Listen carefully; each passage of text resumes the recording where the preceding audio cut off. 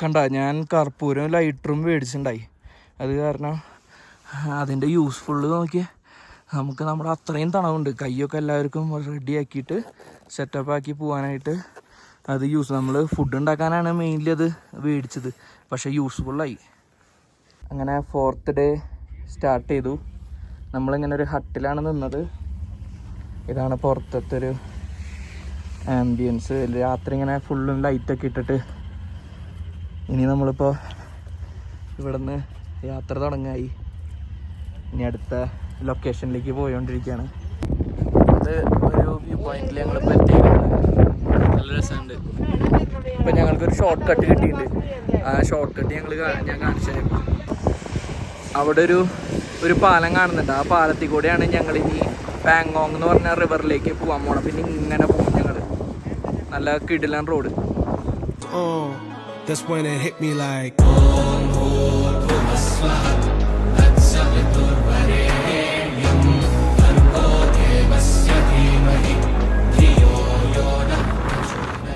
മക്കളെ ഇത് നോക്ക് എന്താ രസം. ഓ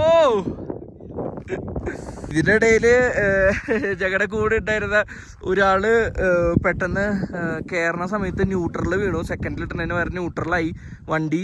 എന്നിട്ട് വണ്ടിയിൽ നിന്ന് വീണു. വലിയ പ്രശ്നങ്ങളൊന്നും ഉണ്ടായില്ല. ചെറിയൊരു കൈയിൻ്റെ അവിടെ ചെറുതായിട്ടൊരു ഒര മാത്രമേ ഉണ്ടായിട്ടുള്ളൂ. ചെറിയൊരു ബ്ലഡ് സ്റ്റെയിൻ ഉണ്ടായി. അല്ലാതെ വേറെ ഒന്നും ഉണ്ടായില്ല. അങ്ങനെ വലിയ പ്രോബ്ലം ഒന്നും ഇല്ലാണ്ട് ഞങ്ങൾ ഇവിടെ വരെ എത്തി. ഇതാണ് ആള് കൈ കാണിച്ചെടുത്ത്.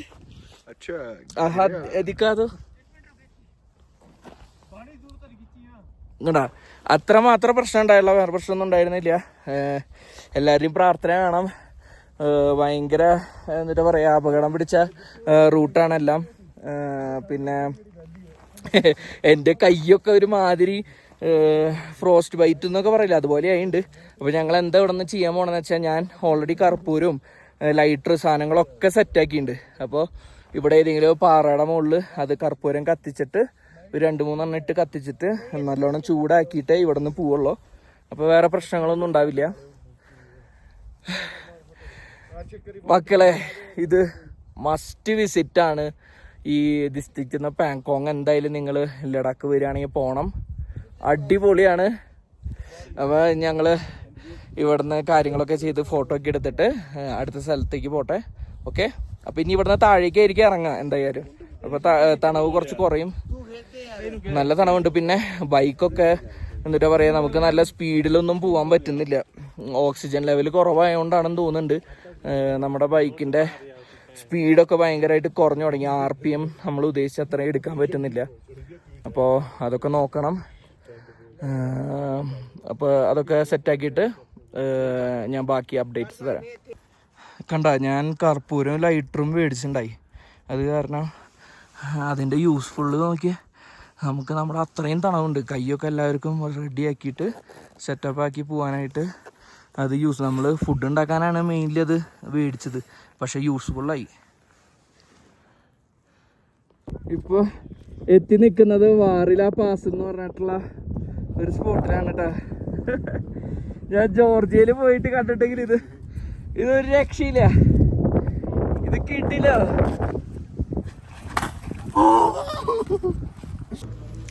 നൂഡിൽസും ചായയും. ആഹാ, എന്താ രസം. ഏകദേശം ഒരു 3 മണിക്കൂർ യാത്രയ്ക്ക് ശേഷമാണ് ഇപ്പൊ ഫുഡ് കഴിക്കുന്നത്. നിങ്ങൾ വിചാരിക്കുക ഇതേപോലെ നിറച്ച് എല്ലായിടത്തും ഒരേപോലെ ഇങ്ങനെ മലനിരകളല്ലേ, എന്താ കാണാൻ ഇത്ര ഭംഗിന്ന്.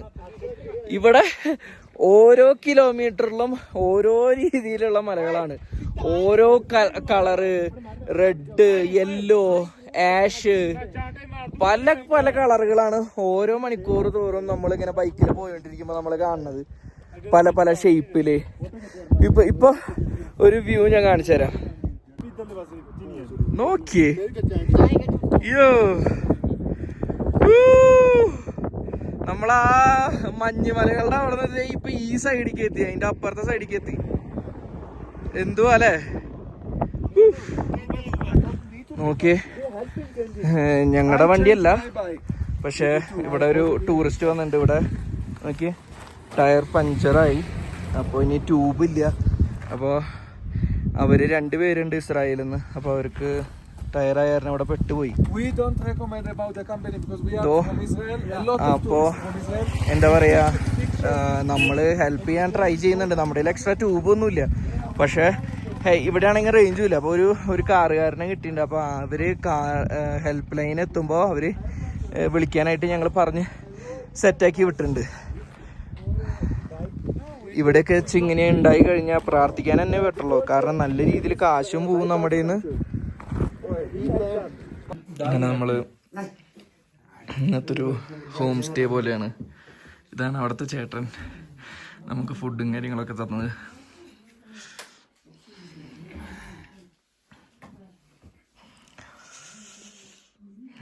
ഫുഡ് കഴിക്കട്ടെ, നല്ല തണുണ്ട് കേട്ടോ. ഇതാണ് ഇന്നലെ രാത്രി ഞങ്ങൾ സ്റ്റേ ചെയ്ത സ്ഥലം. അവിടെ നിന്നുള്ള വ്യൂ ആണിത്. ഇതാണ് ബാങ്കോങ് ലേക്ക്. അപ്പോൾ ഇനി ഇവിടെയാണ് നമ്മുടെ 3 Idiots മൂവിയൊക്കെ ഷൂട്ട് ചെയ്തിട്ടുള്ള സ്ഥലം. ഇന്നലെ രാത്രി ഞങ്ങൾ എത്തിയ കാരണം പിന്നെ വേറെ വീഡിയോ എടുക്കാനൊന്നും നിന്നില്ല. നേരെ വന്ന് റെസ്റ്റ് ചെയ്തു. കാരണം ഒരു ഡേ ഫുള്ള് റൈഡ് ചെയ്യേണ്ടി വന്നു. പാങ്കോങ്ങിലേക്കുള്ള ഡയറക്റ്റ് റൂട്ടിൽ കുറച്ച് തടസ്സങ്ങളുണ്ടായിട്ട് അവർ കടത്തി വിട്ടില്ല. അപ്പോൾ നമ്മൾ വേറെ റൂട്ട് എടുക്കേണ്ടി വന്ന കാരണം 100 കിലോമീറ്ററൊക്കെയാണ് ഏകദേശം കൂടിയ. 100-150 കിലോമീറ്റർ. അതും ഈ മല കയറി ഇറങ്ങണ കാരണം നമുക്ക് അത്ര പെട്ടെന്നൊന്നും എത്താൻ പറ്റില്ല. മണിക്കൂറുകൾ എടുക്കും 100-150 കിലോമീറ്റർ എന്ന് പറഞ്ഞാലും. അപ്പം അങ്ങനെ എത്തിയ കാരണം ഞങ്ങൾ ഇന്നലെ നല്ലോണം റെസ്റ്റ് എടുത്തിട്ട് ഇന്ന് മോർണിംഗ് ഇവിടെ കണ്ടിട്ട് ഞാനിനി ലേയിലേക്ക് തിരിച്ചു പോവും. ഇവരൊരു വേറൊരു വില്ലേജ് കൂടി പോകുന്നുണ്ട്, ഹാങ്ലേന്ന് പറഞ്ഞിട്ട്. അത് 5 hours എടുക്കുന്നൊരു യാത്ര തന്നെയാണ്. അപ്പോൾ ഞാനത് വേണ്ടെന്ന് വെച്ചിട്ട് ഞാനിനി ലേക്ക് തിരിച്ചു പോകും. ഇത് ആക്ച്വലി ഒരു സ്വർഗം തന്നെയാണ് കേട്ടോ. ഓഫ്, ലഡാക്കിൽ എനിക്ക് വന്നിട്ട് ഏറ്റവും കൂടുതൽ കാണാനും ഇവിടെ വന്നപ്പോൾ തന്നെ ആ ബൈക്കിൽ വരുമ്പോൾ തന്നെ ഈ വെള്ളം ഞാൻ അവിടെ നിന്ന് ദൂരെ നിന്ന് കണ്ടപ്പോൾ തന്നെ കിട്ടിയൊരു സന്തോഷം ഉണ്ടല്ലോ. കാരണം ഞങ്ങൾ ഒരു ദിവസം ഫുള്ള് യാത്ര ചെയ്തിട്ടാണ് ഇങ്ങോട്ട് വരുന്നത്. എന്നിട്ട് അതിനുള്ള സാറ്റിസ്ഫാക്ഷൻ ഞങ്ങൾക്ക് ഈ പാങ്കോങ്ങിലേക്ക് ഞങ്ങൾക്ക് തന്നിട്ടുണ്ട്. ഓഫ്, ആ ചുറ്റും മലകളും അതിൻ്റെ നടുവിൽ ഈ ക്ലിയർ വാട്ടർ നോക്ക്. ആ വെള്ളത്തിൻ്റെ ഒരു ഇത് നോക്ക്. ക്യാമറയിൽ നമുക്ക് താഴെ വരെ കാണാം. കളറുകൾ എന്നിട്ട് പറയാ അങ്ങോട്ടും ഇങ്ങോട്ടും പൂന്തോറും ഡാർക്ക് കളറായിട്ട് ഇവിടേക്ക് ഇങ്ങനെ ബ്ലൂ, പിന്നെ ഇവിടെ ഇങ്ങനെ ട്രാൻസ്പെറൻറ്റ്, ഒരു രക്ഷയില്ല. അതവിടെ അപ്പോൾ ആൾക്കാരെ ഉണ്ട് അവിടെയാണ് നമ്മൾ പറഞ്ഞ മറ്റേ 3 Idiotsൻ്റെ സംഭവങ്ങളൊക്കെ സെറ്റ് ചെയ്തേക്കണം അവർ. അപ്പോൾ അവിടേക്ക് പോവാം. ഇപ്പോൾ ഇവിടെ പോവാനായിട്ട് നമുക്ക് 50 rupees അവർ ചാർജ് ചെയ്യണം. ഇതേപോലെ ഇങ്ങനെ ഒരു വ്യൂ പോയിന്റ് പോലെ അവർ സെറ്റ് ചെയ്തിട്ട് അതിവിടെ ഒരു മൊണാസ്ട്രി വരുന്നുണ്ട്. അത് അതിൻ്റെ മുകളിൽ സെറ്റ് ചെയ്യുന്നതാണ് പറയണത്. ആ കൺസ്ട്രക്ഷന് വേണ്ടിയിട്ട് ക്യാഷ് കളക്ട് ചെയ്യണതാണിത്. അപ്പം അങ്ങനെ നമ്മൾ ബാങ്കോങ് ലേക്കിലും എത്തി. അയ്യോ, ഇതൊക്കെ ലൈഫിൽ കിട്ടുകയാണെങ്കിൽ ഇതൊന്നും ഞാൻ പറയുകയാണെങ്കിൽ ഇതൊന്നും അത്ര ഇപ്പോൾ നിങ്ങൾക്ക് ലഡാക്ക് മാത്രം എക്സ്പ്ലോർ ചെയ്ത് പോകണമെന്നുണ്ടെങ്കിൽ അത്ര കാശലവൊന്നുമില്ല. അങ്ങനെ ലീവിൻ്റെ ഒരു ഇത് മാത്രമേ നോർമൽ ഇഷ്യൂ ഉണ്ടാവുള്ളൂ. അല്ലാന്നുണ്ടെങ്കിൽ നമുക്ക് ചെറിയ രൂപയ്ക്ക് വന്ന് പോവാം. ഞാൻ ഇവിടുത്തെ ഫുൾ ട്രിപ്പ് കഴിഞ്ഞിട്ട് ഞാൻ ആക്ച്വലി എത്ര വരും എന്നുള്ളൊരു വീഡിയോ വേറെ ഞാൻ ചെയ്യുന്നുണ്ട്. അപ്പം നിങ്ങൾക്ക് മനസ്സിലാവും എത്ര കാശ് കുറവിന് നമുക്കിതൊക്കെ എക്സ്പ്ലോർ ചെയ്തിട്ട് പോവാം. പിന്നെ ഇവിടുത്തെ ബൈക്കിൽ വരാൻ നിങ്ങൾക്ക് റിസ്ക് ആണ്, പേടിയാണ് എന്നുണ്ടെങ്കിൽ നിങ്ങൾ ഒരു 4 പേരൊക്കെ ആയിട്ട് ഇവിടെ വന്നിട്ട് കാർ റെൻ്റ് എടുത്തിട്ട് നിങ്ങൾക്ക് അങ്ങനെ എക്സ്പ്ലോർ ചെയ്യാം. ഒരു നല്ലൊരു കാർ എടുക്കുക. അപ്പോൾ കൂടുതൽ കുറച്ച് റിസ്ക് കുറഞ്ഞിട്ട് നിങ്ങൾക്ക് യാത്ര ചെയ്യാനും പറ്റും.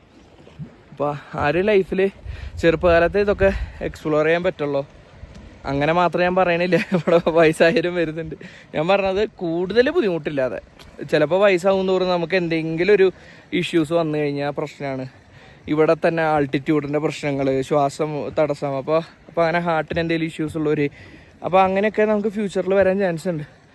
അപ്പോൾ അതൊന്നും ഇല്ലാതെ ചെറുപ്പത്തിൽ എക്സ്പ്ലോർ ചെയ്യാൻ പറ്റിയ സ്ഥലങ്ങളാണ് ഞാനും കുറേ നാളായിട്ട് ആഗ്രഹിച്ചിരുന്ന ഒരു സംഭവമായിരുന്നു ഈ ഒരു യാത്ര. എനിക്കിപ്പോഴാണ് ഫിനാൻഷ്യലി ആയാലും അതുപോലെ തന്നെ എനിക്ക് ടൈമും ഒക്കെ ഒത്തു വന്നത് ഇപ്പോഴാണ്. അതുപോലെ നിങ്ങൾക്കും വരും, നിങ്ങൾക്കും വരട്ടെ അങ്ങനെ. അപ്പോൾ ഇനിയിപ്പോൾ ഞാൻ തിരിച്ചു പോവാണ് ഇവിടെ നിന്ന്. അപ്പോൾ ഇനി എൻ്റെ അടുത്ത ഒരു ട്രിപ്പ് ഞാൻ പ്ലാൻ ചെയ്തേക്കണത്